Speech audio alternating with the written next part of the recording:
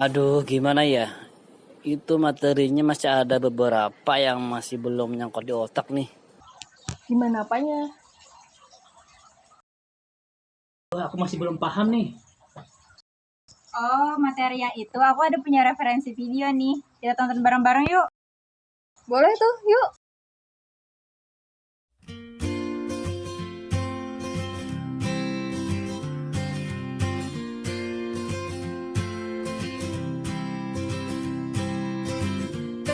Assalamualaikum warahmatullahi wabarakatuh.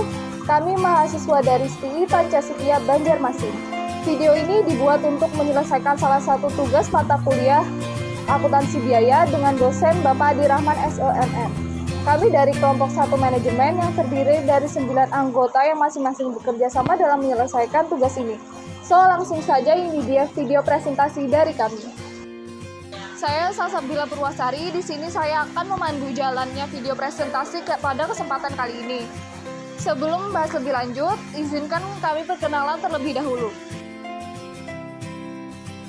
Saya sendiri Salsabila Purwasari sebagai pembawa acara NPM 19113220215155. Kemudian Abdul Hadi 19113220215808. Feby Aisyawati 19113220215193, Gabriel Bella 19113220215970, Janatus Saadah 19113220215162, Muhammad Rizky Ramadan 19113220215183, Nina Herawati 19113220215189, Rania Rafiana 19113220216001 dan Stephen Karaeng Rudolf Mahagia 19113220215166. Karena pandemi, ada beberapa teman yang tidak berhadir langsung pada saat pengambilan video, maka pengambilan video kita lakukan via Zoom. Ya, saya di sini akan mendefinisikan biaya bahan baku. Tapi sebelum ke definisi biaya bahan baku, terlebih dahulu kita harus mengetahui latar belakang dari bahan baku tersebut. Untuk membuat produk dalam perusahaan manufaktur membutuhkan komponen bahan baku. Dalam memperoleh bahan baku tersebut, perusahaan tidak hanya mengeluarkan biaya untuk membeli bahan baku saja, namun perusahaan perlu untuk mengeluarkan biaya lainnya seperti biaya pajak, biaya angkutan, biaya pihak pembeli, biaya penanggung, dan biaya penyimpanan atau biaya gudang, dan biaya perolehan lainnya. Pengetahuan tentang sistem pembelian ini penting untuk dipelajari supaya bisa menggambarkan unsur-unsur apa saja yang menjadi komponen pembentuk harga pokok bahan baku. Nah, kemudian kita masuk ke definisi biaya bahan baku. Dalam perusahaan, bahan baku terdiri dari dua, yakni bahan baku dan bahan baku penolong. Bahan baku sendiri mempunyai definisi bahan-bahan yang merupakan komponen utama dalam membentuk sebuah produk. Sedangkan bahan baku penolong adalah bahan yang digunakan dalam proses produksi yang nilainya kecil dan tidak dapat didefinisikan dalam produk jadi. Nah, contohnya seperti produk kaos olahraga, bahan bakunya kain kaos, dan bahan baku penolongnya adalah benang. Bahan baku penolong ini masuk dalam komponen biaya produksi dan sebagai overhead pabrik. Pembelian dan formulir pembelian. Harga perolehan bahan baku dalam perusahaan tidak hanya harga beli bahan baku saja, namun juga termasuk biaya-biaya yang dikeluarkan oleh perusahaan untuk mendapatkan bahan baku tersebut. Ketika perusahaan membutuhkan bahan baku untuk produksinya, perusahaan melakukan transaksi pembelian. Maka pihak-pihak dalam perusahaan yang terlibat adalah bagian-bagian produksi, gudang, pembelian, penerimaan barang, dan akuntansi. Dalam perusahaan yang besar, untuk membeli bahan baku yang dibutuhkan perusahaan dilakukan oleh departemen tersendiri, yaitu Departemen Pembelian. Pembelian dilakukan tertulis dengan membuat formulir-formulir guna menetapkan tanggung jawab dan memberikan informasi mengenai pihak-pihak yang akan menggunakan informasi tentang bahan baku. Formulir-formulir yang dibuat dalam rangka pembelian bahan baku diantaranya adalah 1. Formulir pembelian. Dalam formulir pembelian terdiri dari formulir permintaan bahan baku dibuat dari bagian gudang di mana bagian tersebut membuat formulir permintaan bahan baku yang diajukan pada bagian pembelian. Permintaan bahan baku dari bagian gudang dibuat jika bahan baku yang ada di gudang sudah mencapai pada tahap minimal sehingga perlu dilakukan pemesanan kembali. Penentuan waktu pemesanan kembali menggunakan reorder point rumusnya sebagai berikut. Reorder point sama dengan lead time kali rata-rata pemakaian tambah safety stock. Keterangan lead time adalah waktu yang dibutuhkan antara barang yang dipesan hingga sampai di perusahaan. Tingkat pemakaian bahan baku rata-rata persatuan waktu tertentu. Persediaan pengaman adalah jumlah persediaan barang minimum yang harus dimiliki oleh perusahaan untuk menjaga kemungkinan keterlambatan datangnya bahan baku. Formulir pemesanan bahan baku. Formulir permintaan bahan baku yang dibuat oleh bagian gudang selanjutnya diberikan pada bagian pembelian. Lalu bagian pembelian membuat formulir pesanan pembelian bahan baku yang ditujukan oleh supplier atau pemasok bahan baku. 3. Formulir penerimaan. Tugas penerima yaitu menerima bahan baku yang dipesan dari supplier, membongkar bahan baku yang sudah dikirim dari supplier, membandingkan jumlah bahan baku yang diterima dengan formulir pemesanan, membuat laporan penerimaan. Jika ada ketidaksesuaian dan kerusakan, maka bagian penerima perlu memberitahukan pada bagian pembelian mengenai selisih. Lalu bagian pembelian akan menghubungi pihak supplier. Oke, sekarang materi harga pokok bahan baku yang dibeli. Unsur dari harga pokok bahan baku yang dibeli diantaranya adalah: pertama, ada harga pembelian, harga yang tercantum dalam faktor pembelian. Yang kedua, ada biaya pembelian seperti biaya angkut. Yang ketiga, biaya yang dikeluarkan untuk menyiapkan bahan baku dalam keadaan siap untuk diolah. Harga pembelian dan biaya angkutan adalah unsur harga pokok yang mudah dalam penghitungannya. Untuk perlakuan terhadap biaya angkutan ini dapat dibedakan sebagai berikut. Pada biaya angkut dihitung berdasarkan kuantitas bahan baku. Di sini ada contoh soal. Perusahaan membeli 3 macam bahan baku dengan jumlah harga dalam faktor sebesar Rp700.000. Biaya angkutan yang harus dibayar untuk mengangkut 3 jenis bahan baku sebesar Rp200.000. Kuantitas masing-masing jenis bahan baku yang tercantum dalam faktor adalah bahan baku A 300 kg, bahan baku B 250 kg, bahan baku C 50 kg. Pembagian biaya angkutan kepada tiap-tiap jenis bahan baku antara lain. Di sini ada tabel untuk menjawab soal yang ada di atas.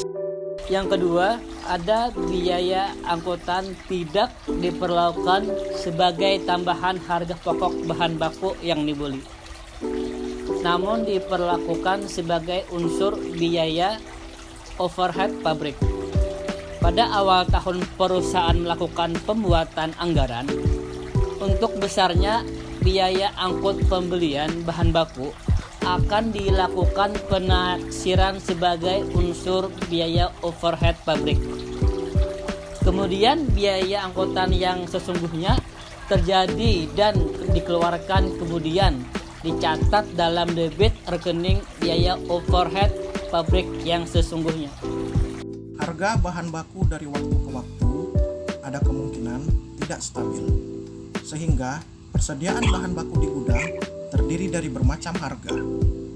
Untuk mengatasi masalah harga yang berbeda, walaupun jenis bahan bakunya sama, diperlukan metode penentuan harga pokok bahan baku pada saat akan memproduksi barang tersebut. Metodenya diantaranya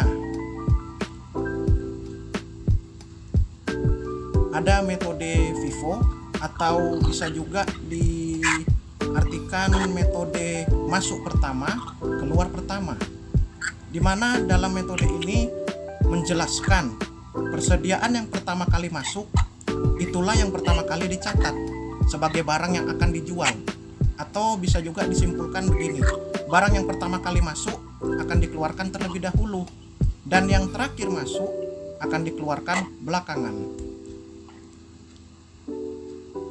Yang selanjutnya di sini ada metode LIFO, yaitu masuk terakhir, keluar pertama. Di mana dalam metode ini menjelaskan mencatat persediaan bahan baku yang terakhir masuk di gudang, sehingga barang yang terakhir masuk itulah barang yang pertama kali dicatat untuk dijual. Dan yang selanjutnya, yang terakhir ada metode rata-rata atau bisa juga diartikan moving metode average. Di mana dalam metode ini menghitung harga pokok rata-ratanya dengan cara membagi total harga pokok dengan jumlah satuannya. Karena setiap kali terjadi harga pokok satuannya berbeda dengan harga pokok persatuannya berbeda dengan barang yang ada di gudang, itu harus dilakukan perhitungan pokok rata-rata dengan persatuan yang baru. Atau bisa juga kesimpulannya begini. Kesimpulannya membagi antara biaya barang yang tersedia untuk dijual dengan jumlah unit yang tersedia, sehingga persediaan akhir dan beban pokok penjualan dapat dihitung dengan harga rata-rata. Selanjutnya kita akan membahas materi tentang metode pencatatan persediaan bahan baku. Ada dua macam metode pencatatan biaya bahan baku yang dipakai dalam produksi, yaitu yang pertama, metode mutasi persediaan atau perpetual. Dalam metode mutasi persediaan, setiap ada mutasi atau perpindahan bahan baku harus dicatat dalam kartu persediaan. Jadi sewaktu-waktu bisa diketahui berapa total persediaan bahan baku. Perhitungan dengan melakukan pencatatan yang tertib dan teratur setiap ada perubahan persediaan. Persediaan bahan baku digunakan untuk mencatat persediaan awal dan mutasi bahan baku selama satu periode waktu. Apabila persediaan bahan baku bertambah, akun ini di debit, dan jika berkurang, akun ini di kredit. Selanjutnya, pembelian bahan baku secara tunai. Persediaan bahan baku debit sekian, kas di kredit sekian. B.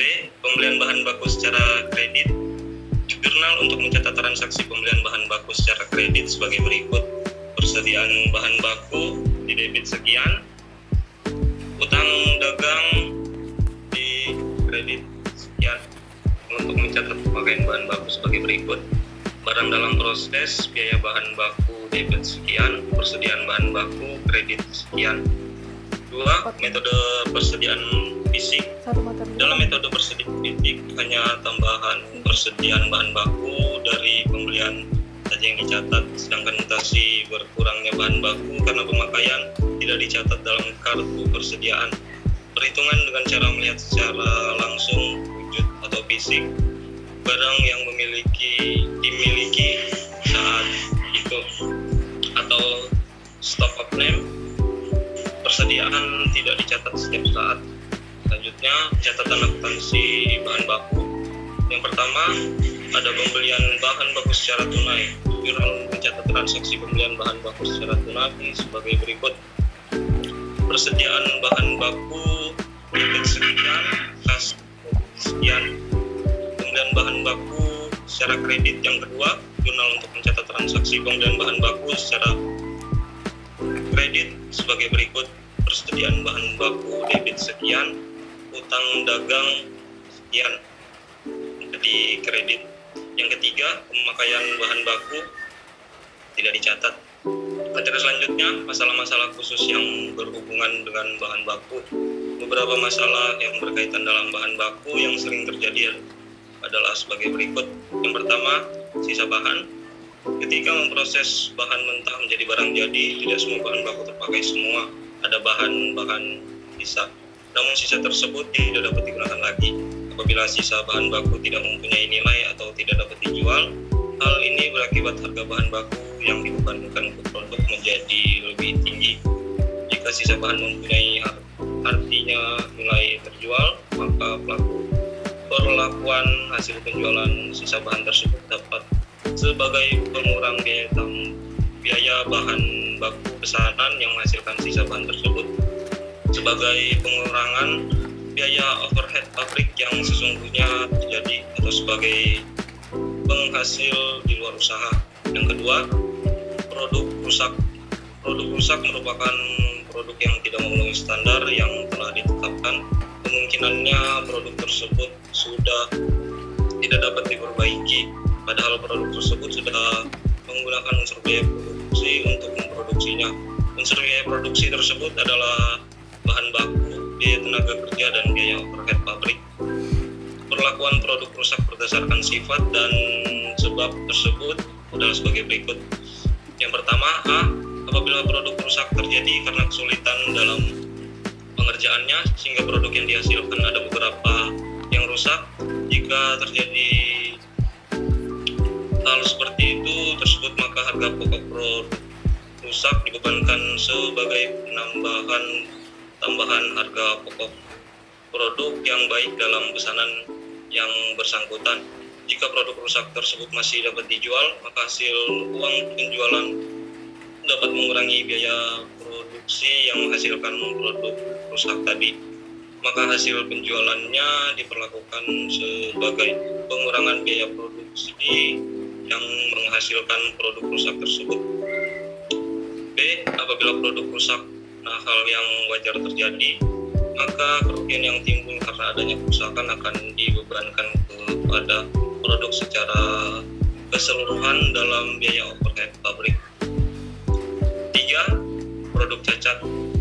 Produk cacat adalah produk yang tidak memenuhi standar yang telah ditetapkan sehingga membutuhkan untuk perbaikan atau revisi produk kembali. Untuk memperbaiki produk tersebut dibutuhkan biaya perbaikan agar produk tersebut dapat sesuai standar yang ditetapkan.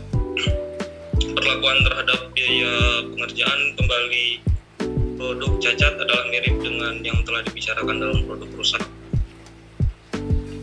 A. Apabila produk cacat terjadi karena kesulitan dalam pengerjaannya sehingga produk yang dihasilkan ada beberapa yang cacat. Jika terjadi seperti itu hal tersebut, maka harga pokok produk cacat dibebankan sebagai tambahan harga pokok produk yang baik dalam pesanan yang bersangkutan.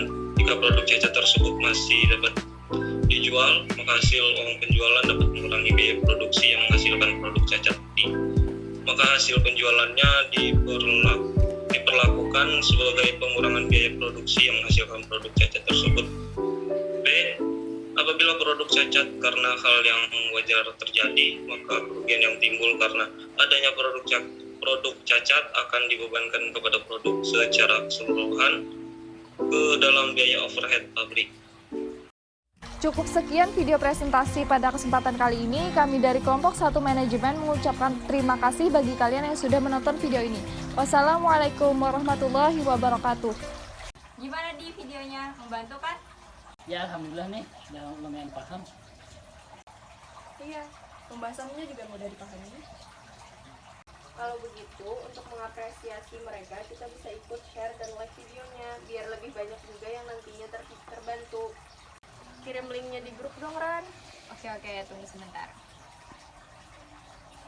Udah tuh? Udah nih aku. Udah nih, aku udah juga nih. Virus COVID-19 masih meresahkan masyarakat Indonesia.